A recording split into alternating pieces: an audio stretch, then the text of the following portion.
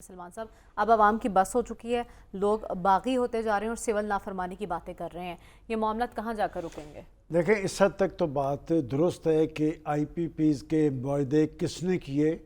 پچھلے ہفتے ایک پارٹی کو ذمہ دار ہمارے پروگرام میں ٹھہرایا گیا تھا، آج دوسرے خاندان کو ٹھہرایا گیا۔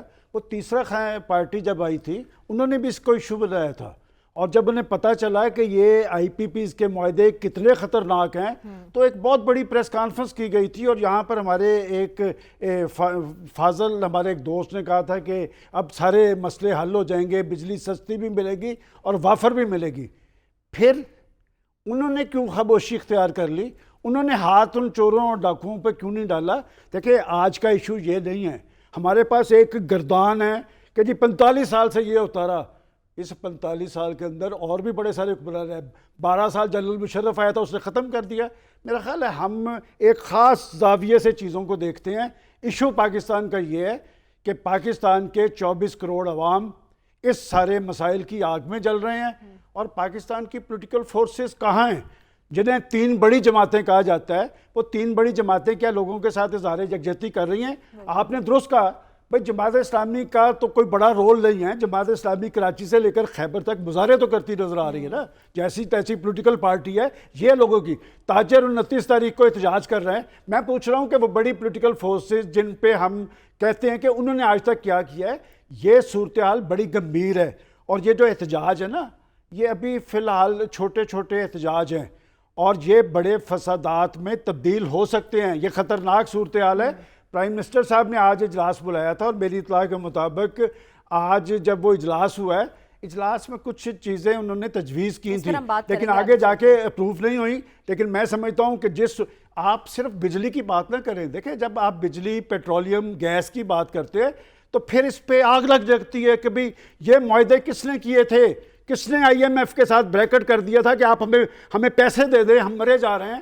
اور وہ لوگوں نے کیا جنہوں نے قوم کو بتایا تھا کہ آئی ایم ایف سے رجوع کرنے پہ ہم خودکشی کو ترجیح دیں گے۔ کس نے اس ملک کے ساتھ یہ ظلم کیا ہے؟ یہ سب اس میں شامل ہے۔ اسی لیے مریم، کوئی عوام سے رجوع نہیں کر رہا، انتخابات کی بات ہو رہی ہے، کوئی ماحول طاری نہیں ہو رہا، کوئی لوگوں کے پاس نہیں جا رہا۔ کوئی جائے ذرا گلی محلوں کے اندر، وہ ان سے پوچھیں، ان کا گریبان پکڑیں کہ جناب آتے تو آپ ہمارے ووٹوں کی وجہ سے ہے، آپ کی یہ یاشیاں اور بدماشیاں تو جاری رہتی ہیں، آپ نے تو اپنے ہاں کوئی کفایت شاری نہیں کی۔ لیکن پاکستان کی عوام کا خون نچوڑا جاتا ہے، اور وہ خون جو نچوڑا جاتا ہے وہ کہاں استعمال ہوتا ہے؟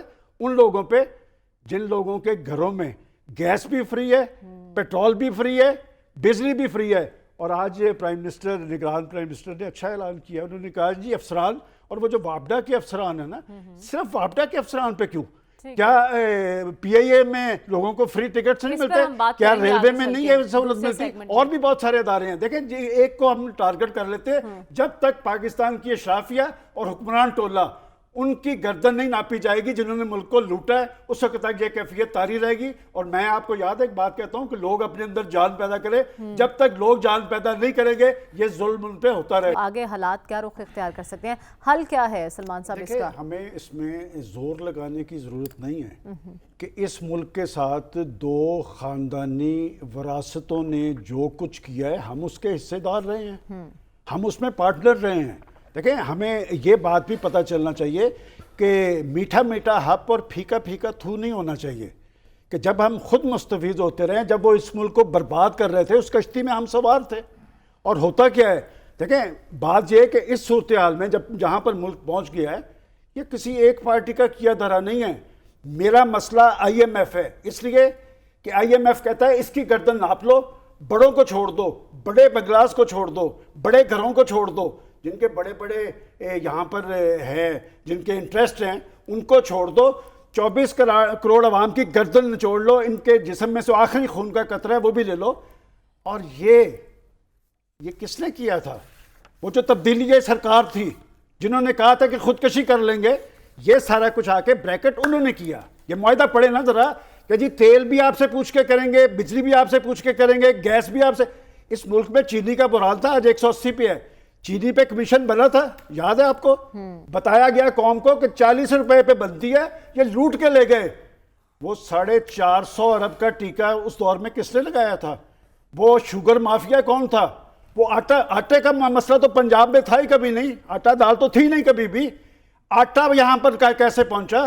وہ 18 ماہ نہیں 3.5 سال بنیادیں وہاں رکھی گئی تھی. انٹرنیشنل ایجنڈا تھا پاکستان پہ لاگو کیا گیا, اور آج بھی جو کچھ ہو رہا ہے اسی عالمی ایجنڈے کے مطابق پاکستان کے اندر انتشار, خلفشار, نچوڑ لو ان غریبوں کو, مار لو. دیکھیں بات ہے کہ آپ حل, میں پرائم منسٹر صاحب کو حل بتاتا ہوں کیا ہے کہ وہ کہتے ہیں کہ میرا اے سی اتار لے. آپ کا اے سی کیوں اترے؟ آپ ٹیکس ادا کریں, وہ ٹیکس ادا کریں جو گورنمنٹ نے لگائے ہوئے ہیں. 11 ٹیکسوں کا کوئی جواز ہے اس بل پہ کہ بجلی ہے 10,000 کی 6,000 آپ نے اوپر ٹیکس لگایا ہوا ہے, وہ آپ ٹیکس ختم کر دینا. وہ تو آئی ایم ایف نہیں آپ کو روکے گا, اور آئی ایم ایف کا ڈنڈا موجود ہے. کوئی سیاسی پارٹی لے, میں آپ کو کہتا ہوں ریکارڈ پہ, تینوں بڑی پارٹیز میں شاہ محمود قریشی سے بیان لے دیں آئی ایم ایف کے خلاف, میں صحافت چھوڑ دوں گا. مسلم لیگ نون سے لے دیں, پیپلز پارٹی سے لے دیں, یہ سب وہاں پر مکے ہوئے ہیں. 24 کروڑ عوام مسائل کی آگ میں جل رہے ہیں, مہنگائی ہے, بے روزگاری ہے, غربت ہے, عروج پہ ہے. لیکن اس پرچم کے سائے تلے ہم سب ایک ہیں, اور ہم لوگ سارے فائدے ان پارٹی سے لیتے ہیں. ٹھیک ہے, اور پھر جب آگے ہمارا اصل مسئلہ عوام اور حکمرانوں کے درمیان یہ بڑھتا فاصلہ. ہماری صحافتی تربیت تو ہے نہیں کہ ہم جن کے ساتھ ہمارا تعلق رہا ہو ہم انہیں گماشتے کہیں. ہم تو ان کو عزت دیتے ہیں جن کے ساتھ تعلق رہا ہو. تو بات یہ ہے کہ جو صورتحال پاکستان کے اندر آج درپیش ہے, ہمیشہ پولیٹیکل پارٹیز لوگوں کی آواز بنتی ہے, مسائل کے حل کے حوالے سے, مشکلات کے حل کے حوالے سے.